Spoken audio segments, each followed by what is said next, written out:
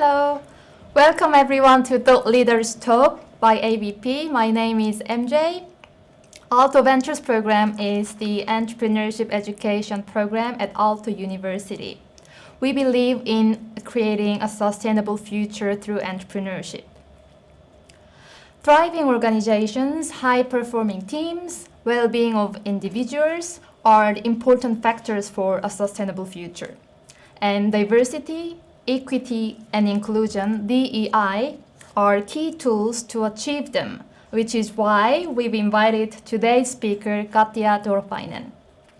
Katja is the founder and CEO of Inklusiiv and also former chief program curator at Slush. The mission of Inklusiiv is to make DEI knowledge available to everyone and to support organizations to transform it into actions. After learning about Katja's journey and the topic, we will have a Q&A session, so make sure to send all of your inspiring and interesting questions through our chat. So now, let's all welcome Katja Toropainen. Katja, please, the stage is yours.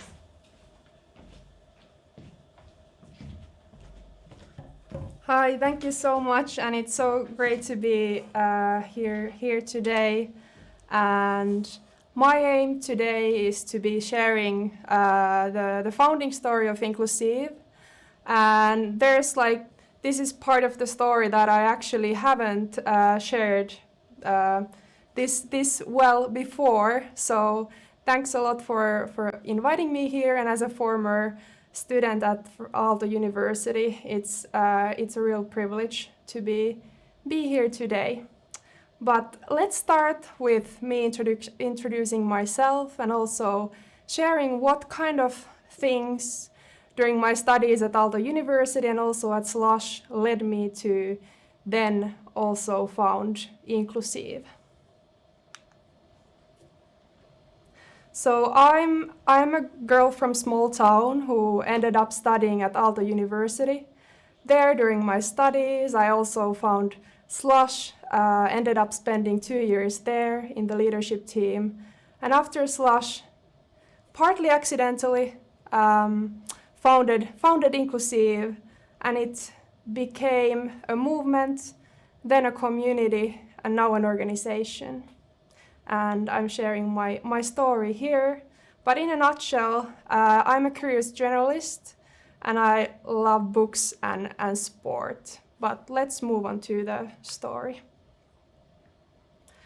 I've always been reading a lot of books, and I read a lot and learn a lot from there. And I really believe that, like some say, that we are who we spend time with, and also what kind of knowledge we consume. So also many books and learnings from those have been guiding my journey, and also affected on what we at Inklusiiv are today. And a couple of years back, I read a book called Designing Your Life and did an exercise there. And these kind of words that I share here are some of the important words that I figure out are important to me. But also, now that I think of those also pretty well tell about what kind of topics we at Inklusiiv also care about. First of all, curiosity and learning.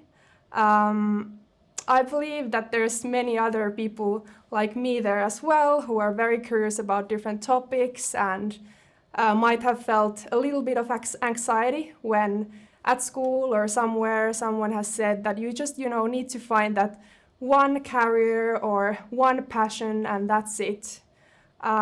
This happened to me as well, but luckily during high school I also learned this blog on the internet that explained that not everyone necessarily only has one interest. And this kind of realization also led me to apply to go to the business school at Aalto University, so that I wouldn't yet need to choose one path. Luckily I ended up at Aalto because there I also got to do multidisciplinary studies. I did my minor studies at School of Arts and studied with students from the business school and from engineering and arts. And it was one of the most exciting things at that time, studying with this diverse group of people. Some other topics that are very important for me are, for example, purpose. I was never very motivated about school grades, but more about that there needed to be some purpose, like learning or getting things done. And luckily I also found myself at Slush, which was exactly this kind of place, full of people and amazing people as well. And lastly, at some point also during my studies at Aalto, I figured out that solving problems and building things is quite exciting. When I was doing my minor in the School of Arts, I was reading this book called Creative Confidence, and there was this idea of a creative support group. And I figured out I wanted this kind of creative support group as well. So with my two friends at Aalto, Iina Kerkelä and Julia Hämäläinen, we co-founded a student association called Luova Aalto, which aims at breaking stereotypes about creativity and also support people in cultivating their creativity. And back then we started creating events for people to attend, where to have fun, do things and learn more, like coding music or painting and so forth. And this picture here is from one of our events, which was a Paint It All event under the like inside the tunnels at Maria 01. But also these curiosity, learning, purpose and people and solving problems and building things are something very important for us at Inklusiiv as well. During my studies at Aalto, I also joined Slush, which was one of the craziest 2 years and quite a great journey. It was like full of amazing people and environment. And about the environment, what was so special about it was that it was okay to dream big, have crazy ideas and also go after those, like inviting some of the most successful entrepreneurs to Slush and inviting and hosting people like Al Gore, or then we, for example, 1 year did the main theme at Slush about how like highlighting entrepreneurs who solve some of the biggest problems in the planet.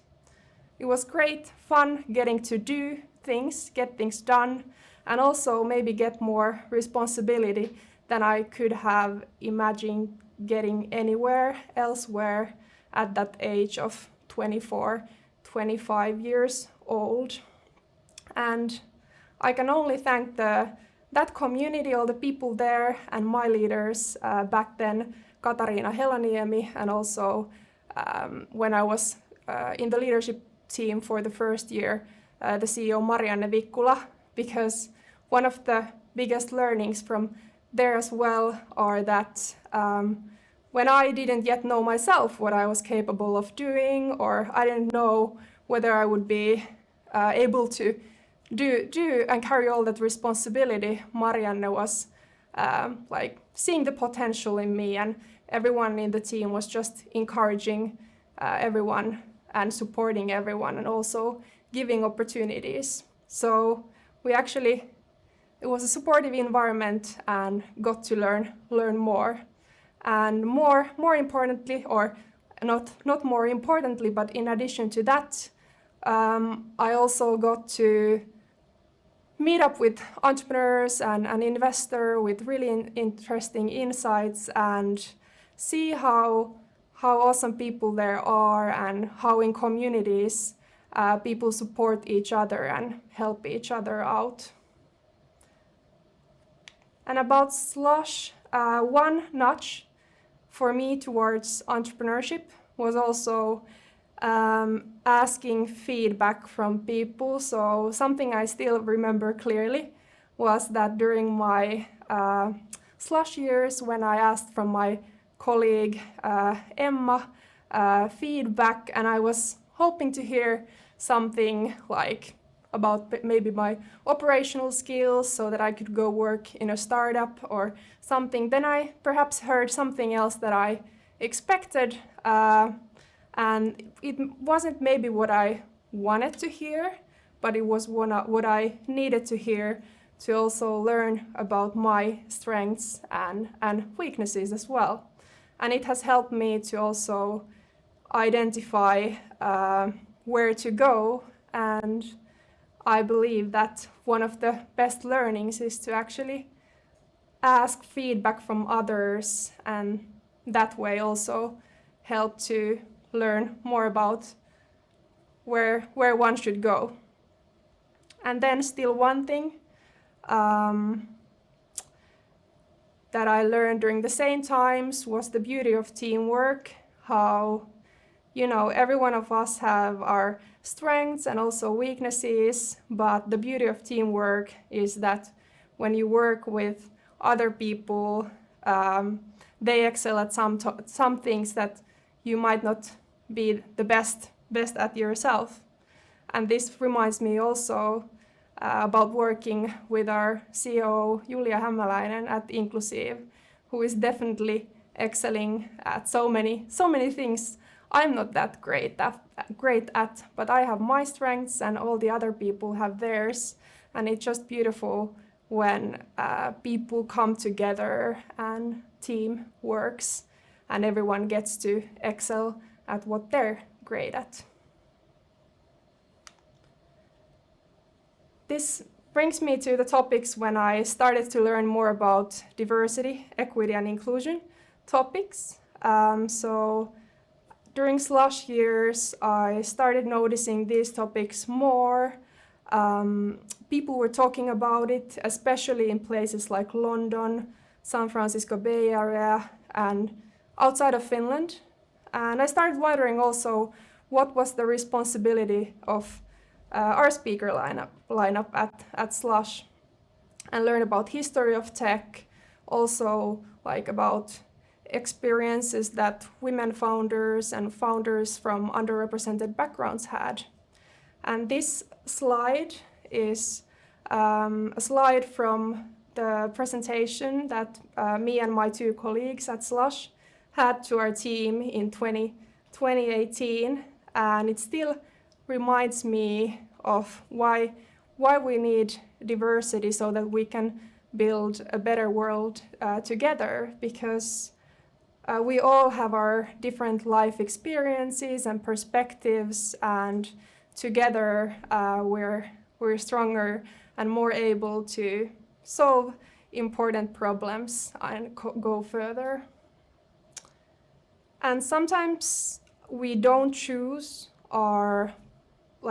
problems, but also problems might choose us. So I also many times were perhaps shying away from the topics of diversity, equity, and inclusion, thinking of that I would just go elsewhere, but the topic kept coming back until the point that I just needed to found Inklusiiv.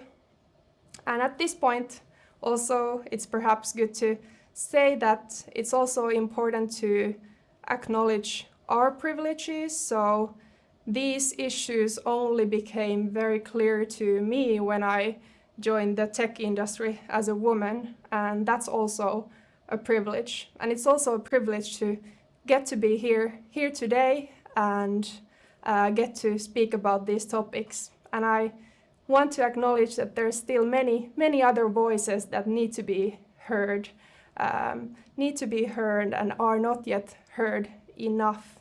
So there's work to do, and this is also for us a responsibility. Then to some of the topics about diversity and inclusion that have been like big learning experiences for me.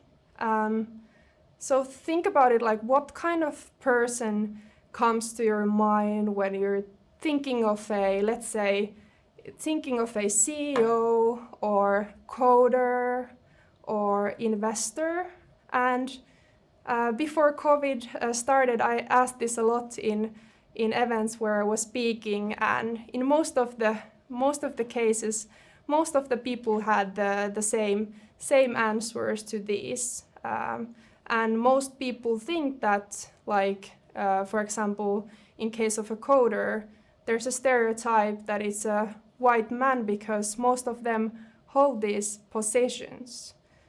But these kind of stereotypes, they do exist, but they might also unconsciously limit the variety of people we can imagine serving in this kind of roles. And it might also limit the dreams of people who don't fit in this stereotype unless we learn about these unconscious biases. And in the perfect world, everyone would be free to pursue their ultimate dream career without any stereotypes or biases or prejudice in the way. But this is not yet the case. Not anywhere.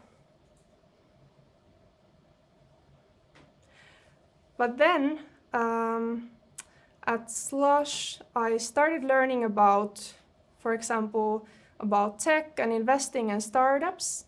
And I also saw very inspiring role models abroad and learn about these topics. And learning about biases has also explained me why certain things have happened to me. As one example, for example, I was good at mathematics and I was at school and I was told I could become a mathematics teacher, but no one ever told me about the career opportunity of engineer. And also at the business school, when I was studying, I really liked also finance, but I never saw myself there. And I understand now as well why finance was not that appealing for me, and it was also because of some stereotypic view about the industry. Luckily, when we learn about biases, it can also help us understand better who we are and where we want to go, and also help us to treat others more equally. And that's why I also speak about these topics, so that we could all be more free from any stereotypes or biases. Here's one example of biases. This study was published in Harvard Business Review and done in Sweden, and it compares how venture capitalists compare man versus woman entrepreneurs. And when the same entrepreneur was a man, they tended to say young and promising, but when the same entrepreneur was a woman, they tended to say young but inexperienced. And this is just one example of biases, and only about gender. So there's so many other diversity aspects as well. But this is something I still remember very clearly when I first encountered this study back in the Slush years and started to learn more about this. Also, in 2018, when I was working at Slush, I got to visit San Francisco many times, and I got to visit this office of a tech company called Stitch Fix. The founder and CEO, Katrina Lake, is one of the very few women who have founded and also IPO'd their company in the US stock exchange there, like a tech company. And I remember when I went to the office, and it was like something very different from what I was used to in the tech industry. It was a whole new world to me. And then I also started learning more about these entrepreneurs with really interesting backgrounds, and I realized there's a lot of diverse role models out there, but not always easy to see or find out, or not necessarily still anywhere. But when I then got back to Finland and I had seen this office space, and I had also seen so many of these meet and these interesting founders, I also saw like a new opportunity for a more inclusive technology industry here as well. And I was for the first time able to see it. That's why I also believe that role models are so important, and diversity as well, so that all of us could actually be able to also see and dream of those opportunities for us as well.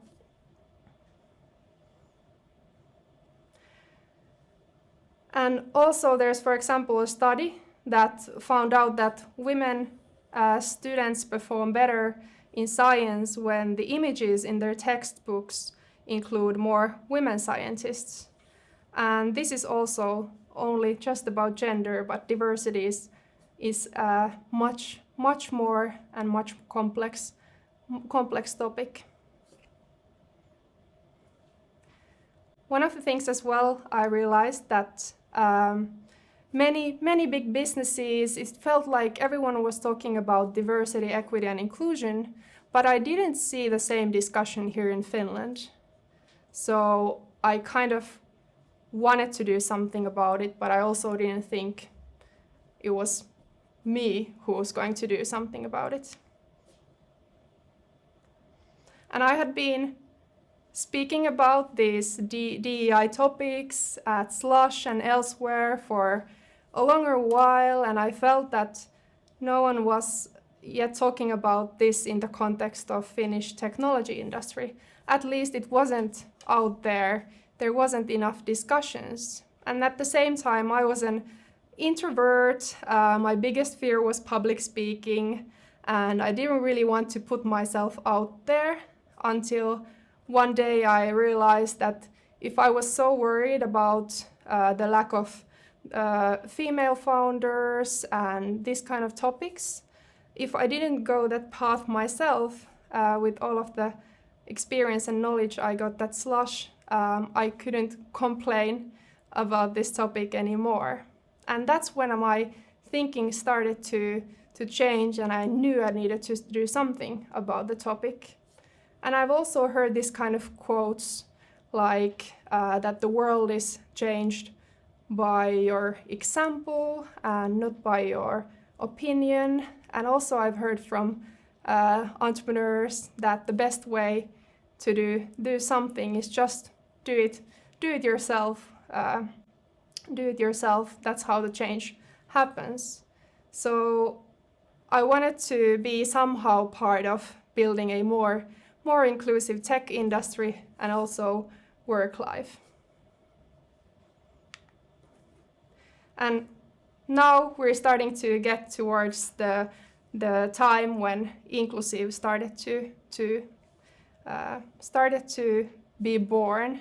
So I had just left Slush, and I knew and I felt that I wanted to do something by myself, like build something, but I didn't yet know like what. And I would have never founded Inklusiiv probably without this time in San Francisco. And I'm forever grateful for the people who invited me there and hosted me there, and for the experiences there, all the support as well. As somehow in that place, at least with the people who I met, there was this mindset and attitude that anyone can be changing the world. And the good thing about this kind of mindset and attitude that I saw there is that it can be anywhere. We can also here have that attitude. So there was nothing like more specific to that place than this kind of big mindset and attitude. And also another thing there was that, like, how everything started to kick off was when I talked about my interest towards this diversity in tech challenge to one Finnish entrepreneur there, and he said that this is probably one of the most important topics I could be possibly working on. And it was actually encouragement from other people who said that there was something in this that actually then led to other surprising incidents. And then after one tweet and sudden experiences, I got the idea of Inklusiiv. And when I realized during my time there how much we had yet to learn about these topics in Finland, I wanted to do something. And my idea was to build a non-profit so that it could be a real movement and it could accelerate the change so fast that the change would be happening so fast that I could soon also move away from this problem and go elsewhere. Well, now I don't think that anymore. This has become my full-time work and life mission in a way, but that was the idea back then. And in fact, it started to become a movement because when I started working on this first website, on the slide on the left, it was a very scrappy website, and that was never published. But then people started helping me. For example, a company, Integrify, said that they could create the website pro bono, and then also people from Digitalist Group joined to do the designs, the inclusive designs.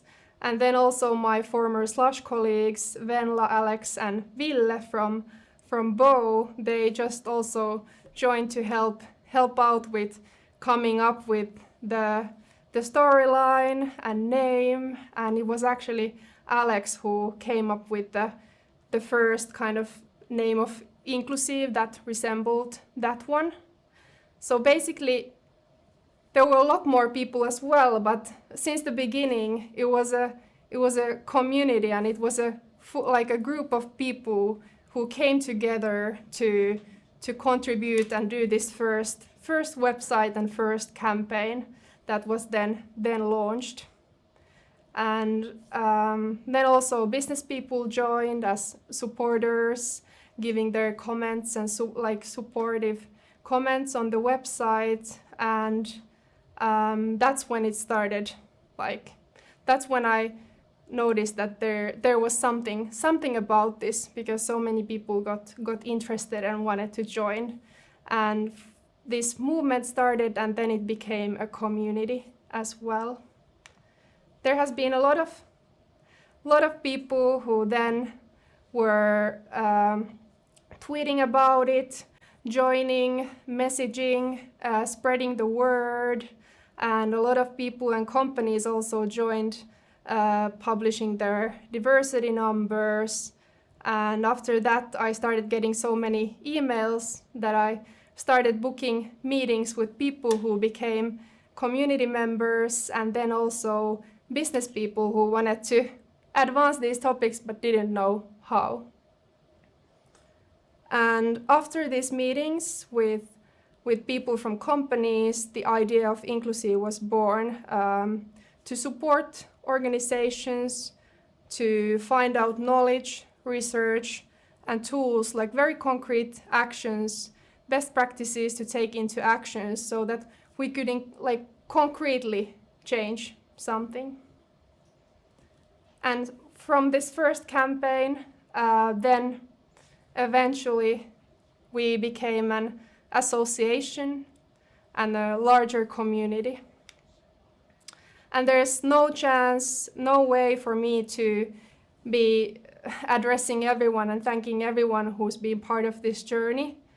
So I'm just going to say it's not even possible, but I would like to highlight that throughout these 2 years, There's been so many people, named and unnamed here, that have been part of this community or supporting Inklusiiv and these themes, and been making a real change for these topics and for the positive change. And here I've just gathered some, like a couple of pictures from the journey of these two years. And I've learned that community and fostering a community is one of the most difficult things, but it's also one of the most powerful things.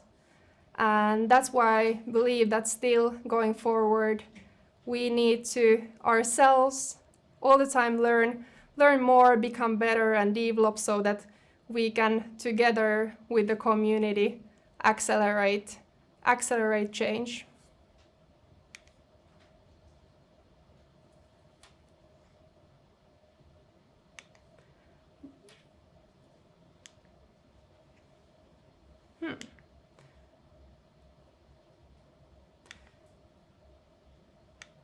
Okay, I can't see one slide, but yeah. So this is anyways our vision, what we believe in.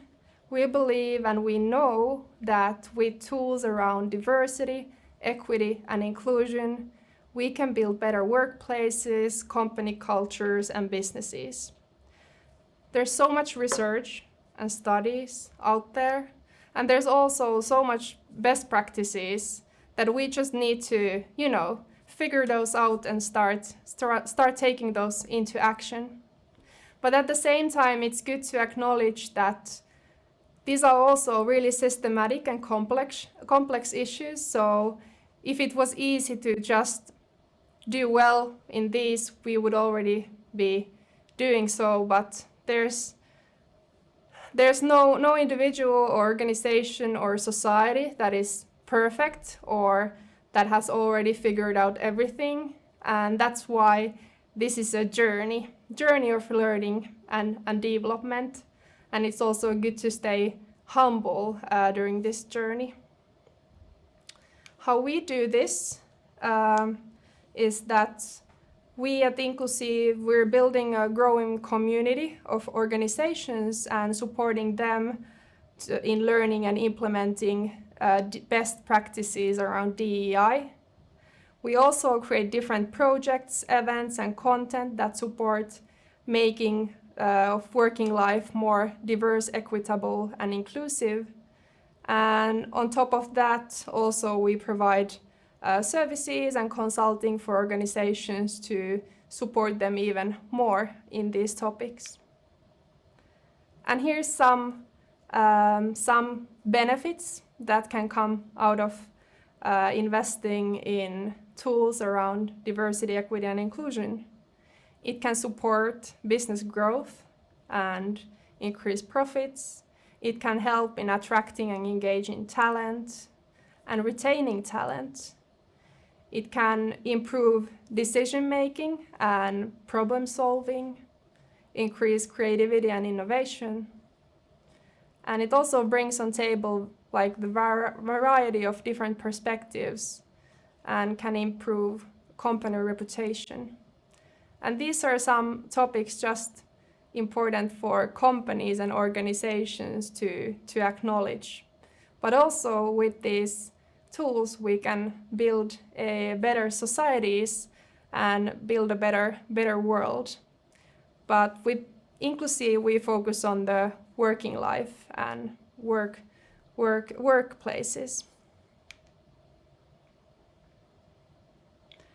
We are still very early in this journey, and but kind of something that I wrote at Slush in 2018 describes well some wishes around this. Back at Slush, I wrote this text, how I would want to see the world as more equal place where everyone has an opportunity to find passion, love what they do, and reach their potential. And back then I had no idea that one day I would be actually working exactly with these topics. But I believe that also when we dream of things and say things out loud or write those down, it actually helps us to then accidentally navigate ourselves towards that path. And now I can say that even though I had back then no idea that I would one day work with this topic, now it's true, and we're still very early on with this journey. So every day feels like we have just started and we're just kicking off things, even though now I've been working with Inklusiiv for 2 years. Now we are a team of 6 people and a volunteer community of around 20 members, and also a company community of 50 plus companies and a much larger community and ecosystem. And I would just like to thank everyone who's been part of this journey so far, and also say that we're only starting out and learning and developing every day. And as I said earlier, that I learn a lot from books, and stories and texts matter a lot. This was a book I read a while ago, and it also shares nicely also what we believe in. And author Cleo Wade is an amazing writer, and she writes that the world will say to you that there are too many problems. Do not be afraid to be part of the solutions. And this is what we also at Inklusiiv believe in, that when we are courageous enough to speak about these topics, learn more, and do the work, all of us, we can drive meaningful change. And that's why we also are all the time seeking for learning and for better solutions to make workplaces more diverse, equitable, and inclusive. Thank you.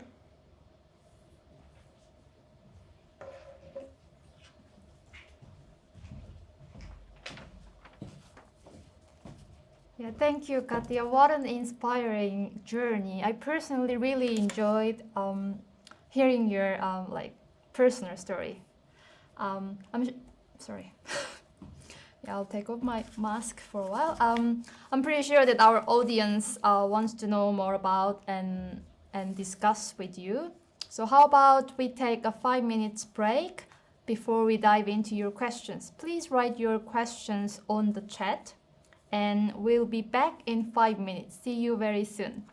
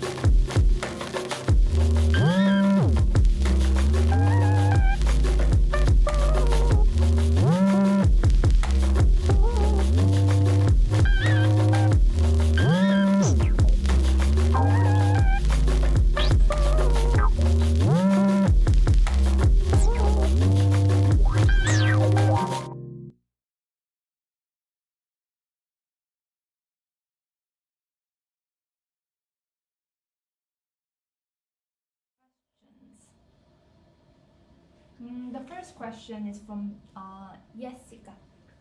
I'd like to know if you had to take the GMAT or GRE entrance exam for Aalto, and what is your opinion about this practice? About GMAT, no, I didn't need to take GMAT because I was applying for the bachelor's studies back in the days in 2012. So I just had to read through the 5 books and then do the entrance exam. So I don't have experience about GMAT. I have never done it myself.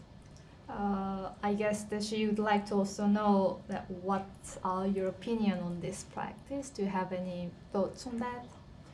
Well, in general, I think that we are, all of us learn in different ways. So I think that it might always, whenever there's an entrance exam or any kind of this kind of thing, there's a challenge that it's like, for some people it might be the best way to learn, but also then there's so many different people learning so many different ways. So this is kind of the challenge of assessing things. So for example, like I perhaps said in the talk, that I was so curious and I always needed to have the purpose and motivation for things, to learn about things. So I wasn't always the best one studying for exams if I had already learned those topics. So I have definitely felt sometimes at school that it's not like, sometimes that some things are not for me, and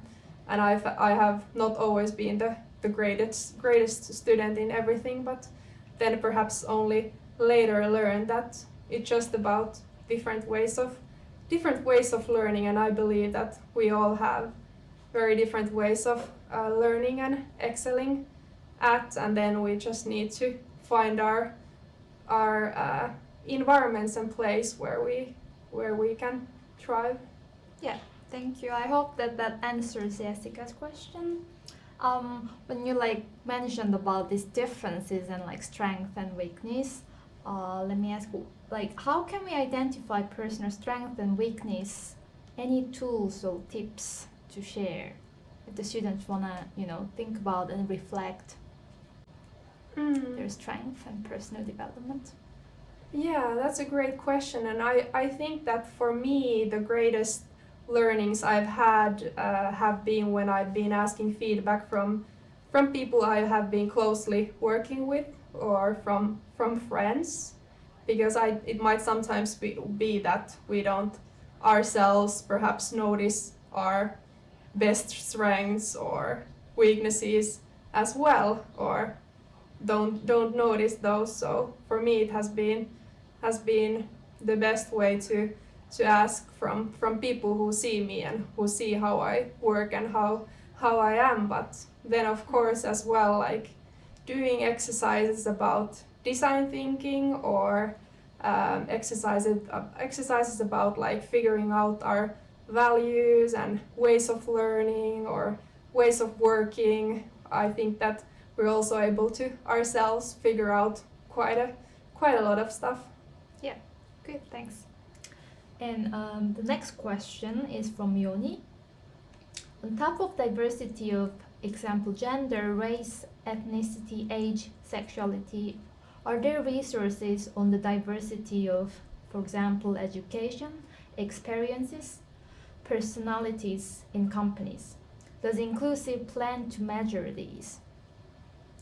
Yeah, so there's a variety of diversity factors. It can be demographic factors like gender, race, and many other demographic diversity factors, but there's also experiential and cognitive diversity.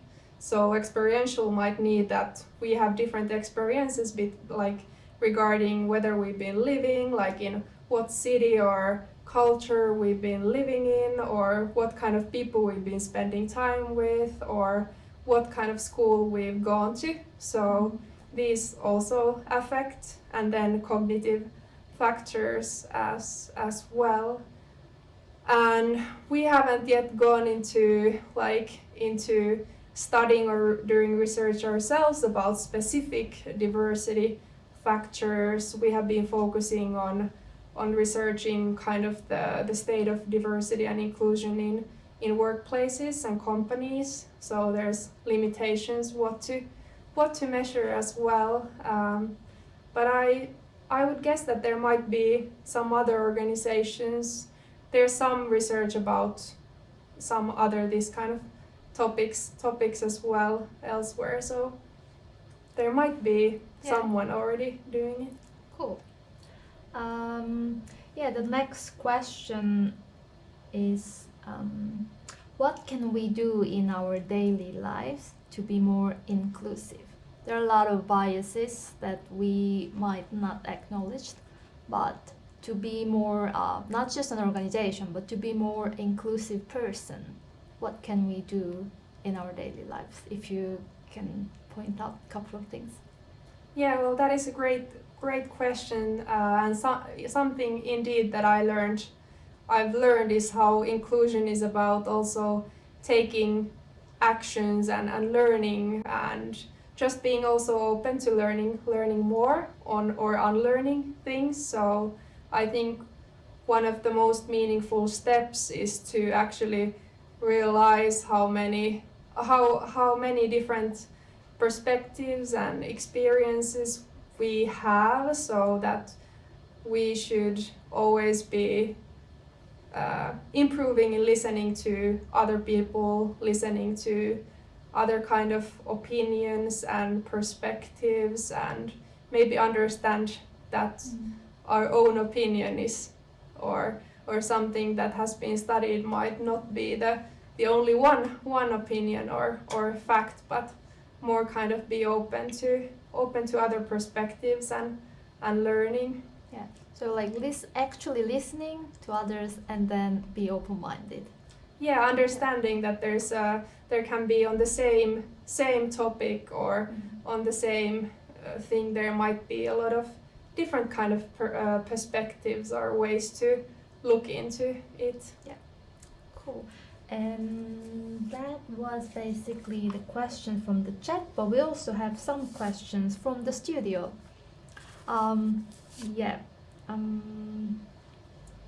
So how can a newbie find their own network of like-minded people, or like how can people join this community of like diversity, equity, and inclusion that you mentioned? Yeah, so some great first steps might be, for example, starting to follow kind of knowledge or information about certain topics like newsletters, or then joining for events or webinars and connecting with people there or online, in these kind of spaces where people discuss these topics. So it's an interesting topic, and that it also might be partly, accidental in a way, that there's an event where someone meets someone else, and then the path develops. So for example, many of the people I met and started also working with were people I met at events where I was speaking about Inklusiiv, or events I joined where I found like-minded people. So it can be very random sometimes as well, or maybe it's always random. Yeah. Cool. One more question about yourself. So I'd like to know what you studied at Aalto Arts minor, and how that had an impact on what you do at the moment. Yeah, so when I was doing my bachelor studies at Aalto University School of Business, I did to do the minor studies in the Department of Media at Aalto. So it was this kind of minor studies program. There were like kind of 5 business students, and then 5 engineering students, and 5 art students who were selected to this study program. We did photography, graphic design, and also digital media. So we were like a 15 people group, and it was definitely like eye-opening and a great experience, kind of getting outside of the business school bubble where we thought about things or did things in a certain way. And then I started studying with people from different schools who were doing really different studies, and I also got to learn more about creativity and other topics as well. So it was a really big experience. Cool. Yeah, the last question. Oh, the classic question. Where do you see yourself in 10 years? Ooh. Yeah, this is an interesting question. I haven't been thinking this in 10 years. Well, I think that I'm still building things, so kind of building and solving problems that I feel are most important, and continue being an entrepreneur. Cool, thank you. As there is no more question, I'd like to just mention that there are a lot of like materials and things to learn about diversity, equity, and inclusion. And if you go to Inklusiiv website, you can there is a library, right, that people can learn, and it's available for everybody, right? Yeah, so on our website we have this kind of data bank or resource bank where we have links to good resources, studies, best practices, and we'll continue updating that one, but it's one place where to start. Yeah. Cool. Do you have anything that you'd like to say to the audience last? Maybe just not sure if I highlighted it enough, but also kind of what I was sharing in my presentation is that most like the biggest thing or most meaningful thing has been to work or do things with people. So Inklusiiv, even though I founded it, it's not kind of, it wouldn't be this without like this kind of huge community effort. So it's just like magical how kind of when people support each other and do things together, where it might lead. Really nice. Thank you. Thank you, Katja, for the whole talk, sharing your personal journey and also your opinions on these issues. And a big thanks to the audience for your participation. I don't know where to look at. There are many different cameras. Next week at AVP, we'll have an open lecture on how to address loneliness. Please check more on our website avp.aalto.fi and hope to see you on Wednesday there. Bye!